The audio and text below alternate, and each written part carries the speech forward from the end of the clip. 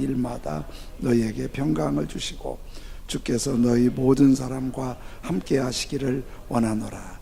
아멘. 이스라엘 사사시대 때 기드온 사사는 미디안의 공격을 물리치고 이스라엘을 구원해서 아주 민족의 지도자가 되지요. 근데 이 기드온 사사가 아들만 70명이에요. 딸이 몇 명인지 나오지도 않았어요. 얼마나 자녀를 많이 낳은 거예요. 근데 이 큰 공적을 세운 기드온이 세상을 떠나면서 다음에 지도자가 누가 되느냐, 기드온의 아들들의 관심이 많겠지요. 그 중에 아비멜렉이라는 아들이 아버지의 대를 이어서 지도자가 되고 싶었어요. 그런데 아비멜렉이 지도자가 되는데 가장 걸림돌이 70명의 아들들이 있는, 형제들이 있는 거예요. 그러니까 그 형제들을 제압을 하고 자기가 지도자가 돼야 되는데 어떻게 할 수 있지? 궁리하다가 이 아비멜렉의 엄마의 고향 외갓집이 세겜이에요. 그래서 세겜에 가갖고 세겜 사람들한테 인맥을 얘기하면서 협조를 요청해요. 이스라엘이 지도자가 한 사람인 게 좋겠습니까? 70명인 게 좋겠습니까? 그랬더니 세겜 사람들이 한 사람요. 그럼 누구요? 아비멜렉이요. 그래서 세겜 사람들의 절대적인 지지를 받고 세겜 사람들이 아비멜렉한테 정치 자금을 모아줘요.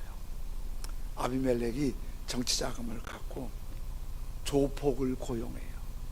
그리고 아버지 기드온에 사는 지역이 오브라인데 오브라 지역이 기드온 마을이에요. 그 조폭을 데리고 가서 자기 형제 70명을 조폭에 의해서 잔인하게 다 죽여요. 그리고 이스라엘의 유일한 지도자, 왕 같은 지도자가 되는 거예요. 그런데 우리도 보면 정치가 조용할 날이 없잖아요. 정치는 항상 그런 거예요. 아비멜렉도 지도자가 돼서 보니까 여러 가지 산적한 문제가 있는데 맨 먼저 갈등이 세겜 사람들하고 생긴 거예요. 추측컨대 세겜 사람들은 정치 자금을 주었으니 우리의 혜택을 주어라. 아비멜렉은 얼마나 더 줘야 되냐, 이런 갈등 같은 생각이 들어요. 결국은 세겜 사람과 아비멜렉의 군대가 치열한 전쟁을 하게 돼요. 아무래도 권력을 쥔 아비멜렉이 힘이 좋겠지요. 세겜 사람들이 거의 다 어른, 여자, 애들, 남자 할 것 없이 거의 다 죽어요. 도와주고 죽는 거예요. 사람이 아주 굳게 맹세하고 의리를 과시하는 거는 이권이 개입되면 이렇게 무서운 거예요. 세겜 사람 중에 혹시 남은 사람들이 얼른 도망가서 살 길을 찾았는데 높은 망대에 올라가서 거기서 살 길을 찾았어요. 그런데 아비멜렉이 거기서 물러서질 않는 거예요. 어떻게 하냐면 그 망대 주변에 나무를 산더미처럼 쌓아놓고 불사질러서 망대 위에 있는 사람들이 다 죽게 만드는 거예요. 그래서 막 아비멜렉이 지휘를 하면서 나무를 이쪽에도 쌓라고 막 나무를 쌓으면서 지휘를 하는데 그 망대 꼭대기에 있던 한 여인이 어떻게 맷돌 V짝이 거기에 있었는지 맷돌짝을 갖고 휘 하고 던졌어요. 근데 그 많은 사람 중에서 하필이면 아비멜렉이 머리통이 맞아버렸어요. 그 맷돌에. 그래갖고 쓰러져 갖고 막 아비멜렉이 헉헉대는데 자기가 살 것 같지 않거든요. 충격이 너무 커서. 그래서 이렇게 아비멜렉이 마무리를 해요. 사사기 9장 54절에 보면 너는 칼을 빼어 나를 죽이라.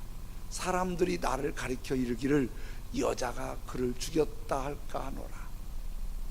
죽어가면서 나 빨리 죽여줘. 나 정말 부끄럽고 창피하고 빨리 죽여줘. 그리고 비참하게 삶을 마무리하는 거예요. 사람이 잘 사는 것도 좋고 꿈을 이루는 것도 좋지만은 삶을 마지막을 잘 마무리하는 게 사람의 가치가 나오는 거예요. 근데 예수님 다시 오시고 우리 호흡이 무너지는 그 순간, 이 삶을 마무리하는 순간에 세 가지 비밀이 있어요. 아무도 모르는 비밀이에요. 첫 번째는 언젠지를 몰라요. 주님 언제 오시는지 모르잖아요. 우리가 언제 죽을지도 모르잖아요. 갑자기 의료 시스템이 잘 됐어도 제 주변에 갑자기 떠난 분들이 적지 않아요. 몰라요. 언제 어떻게 될지. 밤새 안녕이에요. 두 번째는 어디서 마무리할지를 몰라요. 어디서 마무리하겠다고 계획한 분 있으세요? 몰라요. 또 하나는 어떻게 마무리할지도 몰라요. 병으로, 사고로, 또 어떻게 갑자기 마무리될지 몰라요. 이건 비밀이에요. 언제, 어디서, 어떻게 주님을 맞을지 끝날지 모르는데 주님은 이건 말씀하세요. 그건 비밀이다. 그런데 항상 준비하고 살아라. 항상 준비하고 살아라. 이제 데살로니가 전서 5장, 데살로니가 후서 3장, 8장을 10월, 11월 달에 말씀을 드렸어요. 데살로니가 전서는 처음에 데살로니가 짧게 복음을 전했는데도 예수님 믿는 사람이 세워지고 교회가 세워진 것에 대해서 감사하는 내용이 많아요. 그래서 감사하고 기쁘고 자랑스럽다고 말해요. 거기다가 데살로니가 교회가 마게도냐 아가야 지역에 아주 좋은 소문난 교회라는 것도 잊지 않고 칭찬해줘요. 그런데 이 정도 되면은 데살로니가 교회는 더 이상 흠잡을 것 없는 완벽하고 완전한 교회일까? 그렇진 않아요. 그렇진 않아요. 이 세상에 있는 어떤 교회도 완전한 교회는 없어요. 교회도 이 교회는 이 교회대로 아픔이 있고 저 교회는 저 교회대로 어려움이 있어요. 이렇게 멀리 볼 때는 그 교회 참 좋을 것 같다. 내면에 들어가면 주님을 섬기지만 사람 냄새가 있어요. 다 그래요. 어디 좋은 교회를 찾아다닌다고 있는 게 아니에요. 다 좋은 면도 있으면 아쉬운 면도 있는 거예요. 우리 그리스도인들도 그래요. 완전한 그리스도인은 없어요. 저 이렇게 설교하고 있지만 저도 주님 앞에 서면 너무 부끄럽고 너무 아쉬운 게 많아요. 이 정도 하면 좀 잘할 만도 한데 왜 이렇게 안 되나 모르겠어요. 우리 모두 다 그래요. 완전한 분은 없어요. 그래서 주일 한 번 갖고 안 되고 매일 1시간 이상은 주님과 함께 주님을 바라보면서 고칠 거 고치고 변화될 거 변화되고 주님이 기뻐하시는 모습으로 새로워지지 않으면 세상에 휩쓸려 갈 수밖에 없는 거예요. 데살로니가 전서는 칭찬과 주님의 재림에 대한 메시지를 많이 주면은 이 데살로니가에 아쉬움도 있다. 좀 경성해야 될 부분도 있다는 게 지적해 주는 게 데살로니가 후서예요. 그래서 1장에서는 박해와 환란이 있지만은 그 가운데 인내와 믿음으로 하나님 나라에 합당한 사람으로 다듬어가라고 말씀해 주세요. 2장에서는 그런 박해와 어려움이 있지만은 흔들리지 말고 굳건한 믿음으로 끝까지 이겨내라고 그래요. 우리 끝까지 믿음을 이기고 일어서야 돼요. 그리고 3장에는요 데살로니가 교회에 거짓 교사들이 있을 거예요. 그 거짓 교사들의 영향을 받아서 믿음이 변질되고 흔들리고 무질서한 사람들이 있는 거예요. 그 사람들, 데살로니가 교인들이 믿음이 새로워지도록 말씀을 주시는 게 3장인데요 1절에는 이렇게 시작하잖아요. 끝으로, 전서 후서 마쳤으니까 끝으로, 형제들아 너희는, 누굴 말하는 거예요? 데살로니가 교인들이요, 우리를 위해 기도해 주는데 뭐 기도하라고요? 주의 말씀이 너희 가운데서와 같이 퍼져나가 영광스럽게 되고, 그러니까 이 바울 사도가 기도를 부탁하는데, 우리 무슨 기도를 많이 해요? 사업이 잘 풀렸으면 좋겠어요. 어려운 시대인데 경제가 좀 쪼들리지 않았으면 좋겠어요. 우리 자녀들이 시험 잘 봤으면 좋겠어요. 앞길이 열렸으면 좋겠어요. 건강했으면 좋겠어요. 이런 기도 해야 돼요. 그런데 바울 사도의 아주 기도의 메인은 뭐지요? 말씀이 더 잘 전해지고, 데살로니가 너희들이 예수님 믿고 영광스러운 하나님의 자녀된 것처럼 이런 사람이 많아지기를 기도하는 거예요. 그리고 검은 글씨 또한 우리를 부당하고 악한 사람에게서 건지시옵소서. 복음을 전하는 일이 예나 지금이나 왜 그렇게 반대받는지 몰라요. 바울 사도가 제수의 몸으로 로마에 도착했는데 유대인들이 마중 나왔어요. 그래서 바울 사도가 거기까지 온 얘기를 했더니 유대인들이 이렇게 말하는 거예요. 우리가 너희가 믿는 예수에 대해서 잘 모르겠는데 이상하게 너희가 전하는 예수는 가는 데마다 반대를 받더라. 2000년 기독교 역사는 복음을 전하는 순교의 피의 흐름이에요. 부당하고 악한 사람들에게 얼마나 많은 어려움 당하나 몰라요. 그러면서도 그들에게서 건지셔서 편안하고 여유롭게 좀 살게 해달라? 아니, 이 복음이, 이 말씀이 더 힘있게 전해져서 데살로니가 교회처럼 예수 믿고 영광스러운 하나님의 자녀의 길을 가게 해달라고 기도하는 거예요. 그러면서 이렇게 하나를 더 해요. 믿음은 모든 사람의 것이 아닙니다. 이렇게 부당하게 악하게 괴롭히는 사람도 있는 거지만 믿는 사람도 있어요. 참 묘하잖아요. 우리는 이렇게 예수님을 믿고 믿음으로 와서 예배드리고 찬송하고 그 은혜를 받는데, 어떤 사람은 그렇게 설명하고 이해시켜도 그렇게 안 믿어요. 못 믿어요. 그렇지만은 바울 사도는 이 기도를 부탁하는 거예요. 그런 사람에게도 열려서 예수님 믿고 영광의 길을 갈 수 있도록 말씀에 열려지도록 좀 이거 기도하는 거예요. 근데 이렇게 하잖아요. 바울 사도가 누구예요?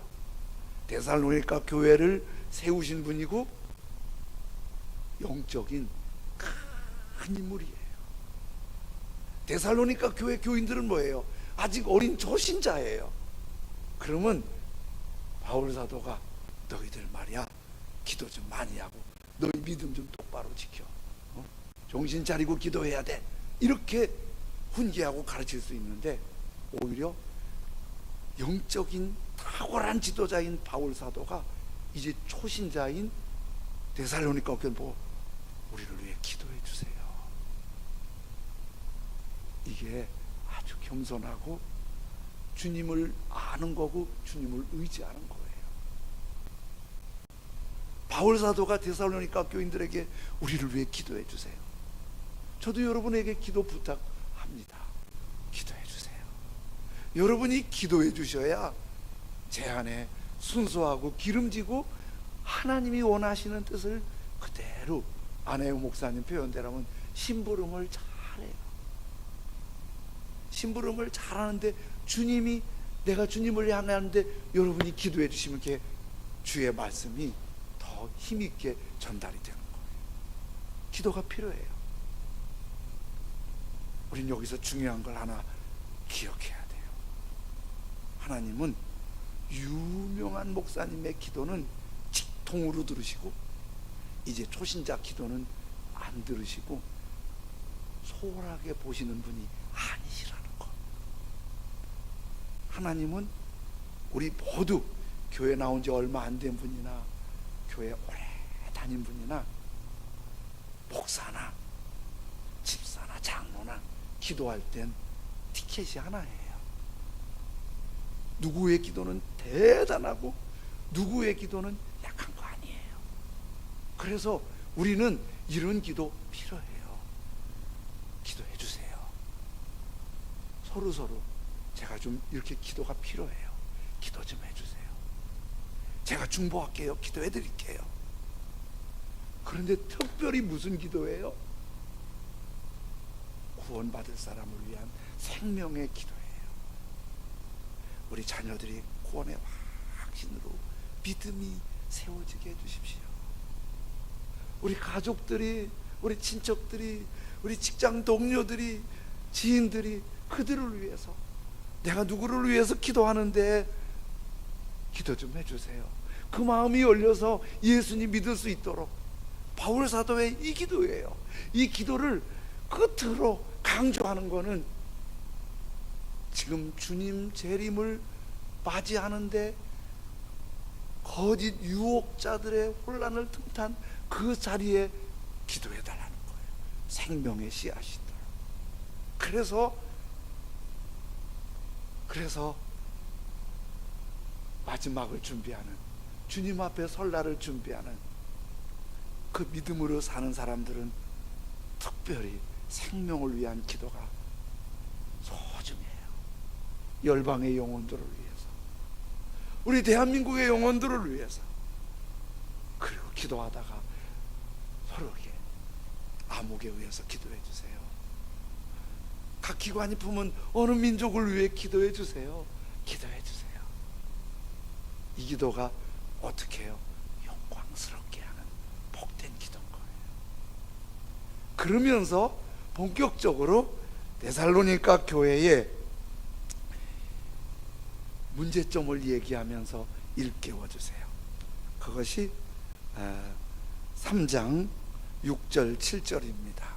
형제들아, 우리 주 예수 그리스도의 이름으로 너희를 명하노니 게으르게 행하고 우리에게서 받은 전통대로 행하지 아니하는 모든 형제에게서 떠나라. 어떻게 우리를 본받아야 할지를 너희가 스스로 아나니 우리가 너희 가운데서 무질서하게 행하지 아니하며. 이게요,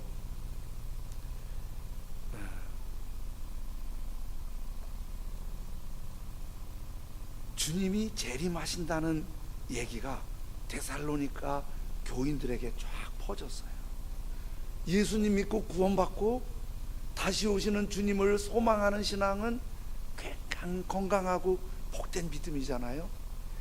근데 이 복된 믿음에 거짓 지도자가 나온 거예요. 뭐라고?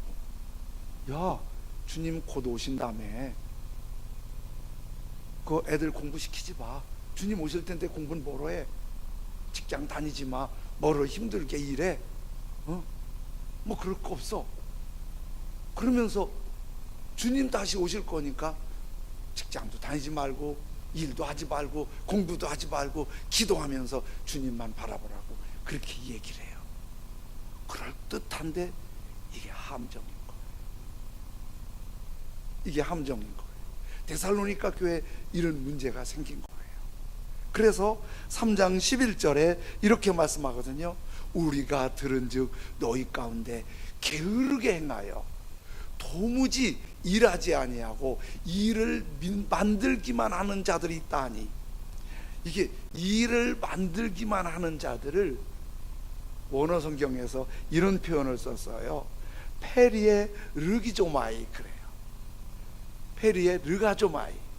이 말이 이런 뜻이에요. 두루두루 이리저리 다니며 힘써 하는 일에 쓸데없이 부산을 떨며 다른 사람이 충성스럽게 하는 일에 호기심을 보이거나 참견하는 거예요. 어떻게 했어요? 일을 열심히 비전을 갖고 열방을 품고 섬기며 기도하며 계획하고 준비하는 사람은 다른 사람 참견하고 말할 기회가 없어요. 자기가 너무 바빠서. 자기도 바쁜데 뭐 그렇게 할 수 겨를이 없잖아요. 근데 주님 맞이한다고 일을 안 하고 있으니까 두루두루 이리저리 다니면서 이거 끼웠다고 저거 끼웠다고 그거 그런다고 되냐? 그거 갖고 되냐? 아이고 그거밖에 못하냐? 괜히 참견을 하고 다녀요. 여러분, 50명 공동체에 이런 사람 한 사람만 있어도 공동체가 불편해지는 거 아세요? 집안이 식구가 5명이라도 요렇게 괜히 꼬치꼬치 말하는 사람이 있으면 집안 분위기가 안 좋아요.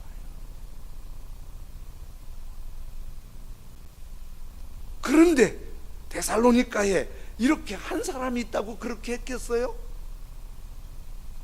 데살로니가에 주님 재림을 기다린다는 생각으로 이런 사람이 여러 그룹이 퍼져 있는 거예요.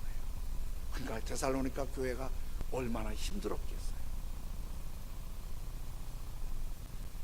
그래서 두 가지를 강조해 주세요. 한 가지는 3장 12절인데요 요거는 현대인의 성경을 제가 가지고 왔어요. 같이 읽어보겠습니다. 시작. 그러므로 우리는 주 예수 그리스도의 이름으로 이런 사람들에게 명령하며 권합니다. 조용히 일하며 자기 생활비를 벌어서 살도록 하십시오. 3장 10절에는 이렇게 말씀하세요. 같이 읽을까요? 시작. 우리가 여러분과 함께 있을 때에 일하기 싫은 사람은 먹지도 말라고 가르쳤습니다. 무슨 얘기지요? 주님 다시 오시는데 그걸 기다리는 소망의 신앙이라고 결코 게으르지 말고 무질서하게 하지 말고 더 성실하게. 스피노자가 내일 지구의 종말이 와도 오늘 사과나무를 심겠다는 그 말이 여러 그 학적인 연구한 글을 하나 봤더니 사실은 그 말이 마르틴 루터의 말이라고 얘기하는 걸 들었어요. 마르틴 루터가 내일 주님이 오셔도 오늘 성실하라는 거예요. 살림하시는 분은 집안을 정리하고, 음식 하시는 분들은 주님을 대접하는 마음으로 잘 준비하고, 사업하시는 분은 사업장에서 사업장이 건강하고 좋은 사업장이 되도록 일하고, 직장에 있는 분들은 누구보다도 더 열심으로 일을 해서 아주 존경을 받고 성실하라 그 말이에요. 성실하라. 성실에 아주 강조하는 게 뭐예요? 충성하라. 아내는 아내로, 남편은 남편으로, 부모님은 부모님으로, 자녀는 자녀로, 회사원은 회사원으로, 어디에 있든지 아주 충성스럽게 게으르지 말라 말이에요. 주님이 오시는 기다리는 믿음이 그렇게 영혼을 위해 기도하면서 자기 맡은 일에 성실하라는 거예요. 요거로 끝이지 않고 3장 13절에는 이렇게 말씀하세요. 형제들아, 데살로니가 교인들이죠. 우리에게는 너희는 선을 행하다가 낙심하지 말라. 이 선을 행하다가 낙심하지 말라는 세 가지. 선을 행해도 어려움 당할 수 있다는 거예요. 선을 행하면 착하고 칭찬받고 좋은 일 아니에요. 선을 행했는데 욕먹고 비난받을 수 있다는 거예요. 그래도 낙심하지 마라. 주님 말씀대로 충성하고 헌신하고 섬기며 베풀며 살았는데 욕먹었다. 아이 나 못하겠어. 그러지 말고 낙심하지 말라. 왜? 하나님의 약속이 있으니까.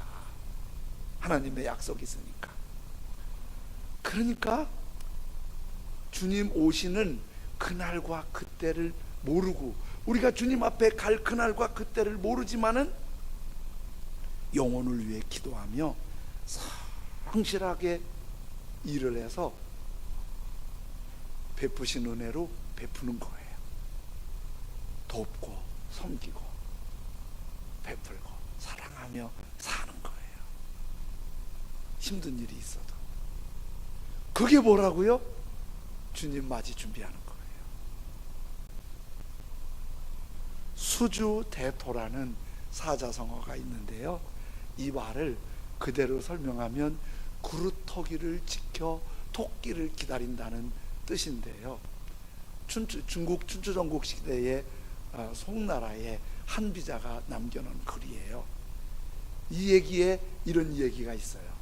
한 가난한 농부가 산자락 밑에 밭에서 밭을 일구면서 열심히 일을 하는데, 어느 날 일을 하는데 밭자락에 구루터기가 하나 있는데 숲속에서 토끼 한 마리가 무슨 일인지 확 뛰어나오다가 그만 구루터기에 머리를 확 찢고 죽어버렸어요. 예전엔 토끼 고기 잘 먹었잖아요. 그러니까 아이고, 그냥 산토끼 하나, 얼떨결에 하나 생긴 거예요. 그래서 그날 토끼 고기를 요리해서 아주 고깃국을 잘 먹었지 뭐예요. 그러다가 이 가난한 농부가 문득 무슨 생각이 들었냐면, 그거 힘들게 일할 필요 없네 그래요. 구루터기 옆에 가만히 앉아 있으면 토끼가 올 거 아닌가, 또 부딪혀 죽으면 그거나 주워다 먹지, 뭐로 힘들게 일하노. 그래갖고 이 가난한 농부가 삽곡괭이 때려치고 밭은 풀밭이 되는데 농사 안 짓고 구루터기 앉아서 언제나 와서 또 터져 죽냐, 늘 그것만 본 거예요. 언제나. 그러다 보니까 농사도 망치고 토끼도 어쩌다가 실수로 죽지, 맨날 와서 죽겠어요. 걔도 제정신이 있는데.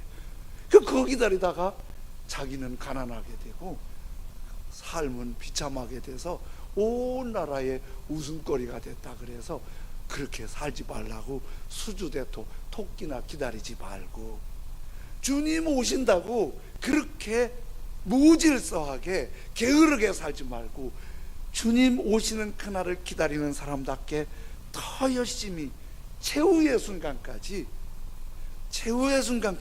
그렇게 하라는 거예요.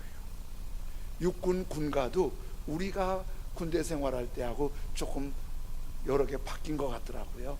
육군 군가 10곡이 공식 군가로 지정된 게 있는데, 그 중에 최후의 5분이라는 군가가 있어요. 숨 막히는 고통도, 뼈를 깎는 아픔도, 승리의 순간까지 버티고 버텨라. 이게 이제 군인들이 부르는 노래를 한번 들어봤더니 아주 남성들이 우렁차게 불러요. 승리의 순간까지 버티고 버텨라. 우리가 밀려나면 모두가 쓰러져. 최후의 5분에 승리는 달렸다. 적군이 두 손 들고 항복할 때까지 최후의 5분이다. 끝까지 싸워라. 제가 이 노랫말을 쭉 보면서 이런 생각을 했어요. 운동도 보니까 야구도 9회 말루 홈런으로 역전되는 거예요. 다 된 줄 알았는데, 축구도 마지막 1분에 한 골이 들어가면서 역전이 되는 거예요, 세상에. 그런데 신앙생활도 그래요. 제가 제 주변에도 마지막 신앙생활 끝까지 잘해야 되는데 잘 가다가 흔들려, 잘 가다가 쓰러져. 최후의 5분이다. 끝까지 싸워야 된다.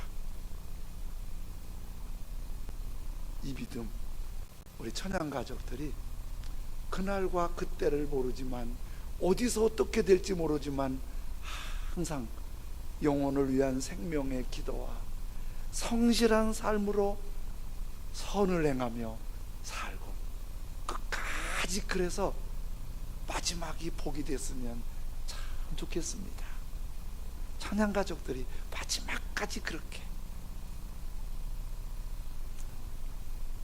14살 때 시력을 잃고 정말 혹독한 고생을 하다가 미국에서 백악관에 정책보좌관까지 해서 한국인으로 가장 고위직에 올랐다고 말하는 시각장애자 강영호 박사. 그분이 2011년도에 췌장암 진단 받으시고 2012년도에 하나님께 부름 받으셨어요. 그분이 마지막 췌장암이 그렇게 아프다고 그래요. 그렇게 아파서 진통제를 막 넣고 그래야 되는데 마지막 마무리할 때 사진 하나 올려보세요. 강용호 박사 사모님하고 그리고 두 아들이 때 마지막 정신이 들었을 때 목사님이 사모님 두 아들들하고 이렇게 얘기했대요. 그동안 행복했던 거. 아빠 때문에 행복했어요. 엄마 때문에 행복했어요. 여보 고마웠어요. 그리고 다 얘기를 하고 강영호 박사님의 마지막 가족들에게 남긴 말이 함께해서 행복했고 고맙습니다. 그렇게 하고 마무리했대요. 얼마나 아름다워요? 가족들에게 함께해서 행복했고 고맙습니다. 최고의 지도자라고 큰 소리 쳤지만은 마지막에 병사에게 나를 찔러라 그러면서 부끄럽고 수치스럽고 비참하게 끝나는 아비멜렉과 얼마나 비교가 돼요. 함께해서 행복했고 고맙습니다. 마지막이 정말 멋있는 또 한 분을 소개하고 싶어요. 바보 의사라고 말하는 장기려 박사. 1995년 12월 달에 하나님의 부름을 받으셨어요. 북에 두고 온 가족들 평생 그리면서 돈 벌지 않고 환자들에게 돈을 쓰기만 해서 바보라고 소문난 바보 의사. 옥탑방에 살면서 마지막 떠날 때 통장에 700만 원 남은 돈 자기 도와준 분에게 유산으로 주고 떠났어요. CGN 기독교 TV에서 이 장기려 박사 다큐로 소개한 화면 하나를 캡처한 건데요. 장기려 박사 유언이 뭔지 아세요? 이렇게 유언했어요. 오직 주만 섬기다 간 사람. 얼마나 부러워요. 오직 주만 섬기다 간 사람. 내 표 모비에 이렇게 써줘라. 오직 주만 섬기다 간 사람. 우리들에게도 그날과 글씨는 모르지만은 주님이 오라 하실 그 순간이 있고 주님이 우리에게 오실 수 있어요. 그런데 강용호 박사가 마지막 죽기 전에 정신 바짝 든 걸까요?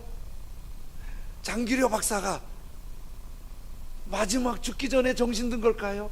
아니에요. 꾸준히 그 삶이 영혼을 위해 생명을 위해 기도하고 부지런히 일하되 선을 행하고 성실껏 섬긴 거예요. 데살로니가후서 3장 쭉 보면서 기도를 부탁하는 바울, 성실하게 살면서 선을 행하는 권면, 이들에게 주신 메시지가 3장 16절이에요. 똑같이 읽겠습니다. 시작. 평강의 주께서 친히 때마다 일마다 너희에게 평강을 주시고 주께서 너희 모든 사람과 함께 하시기를 원하노라. 생명을 섬기는 기도, 중보, 서로 기도를 부탁하는 기도의 끈끈함이 있고 우리의 몸이 부서지도록 정성스럽게 일하고 주어진 은혜로 베풀고 섬기며 사랑하고 그들에게 그 순간순간 평강의 주께서 평강을 주시고 함께 하시고 그 주께서 끊임없이 평강을 주시고 함께 해주시고 영원히 우리가 상상할 수 없는 샬롬, 평강의 나라로 이끄시는 그 은혜. 어떻게 하면 좋겠어요? 생명을 위해 기도하고 서로 이런 기도를 나누고 기도에 힘쓰고 그리고 우리에게 정성스러운 삶의 열매를 섬기고 선을 행하고 베풀고, 힘들어도 낙심하지 말고 그 길을 가고, 주님은 평강의 주님이 나와 함께 하시고 나를 평강으로 인도하시고, 그래서 끝까지 복된 길 가는 이런 은혜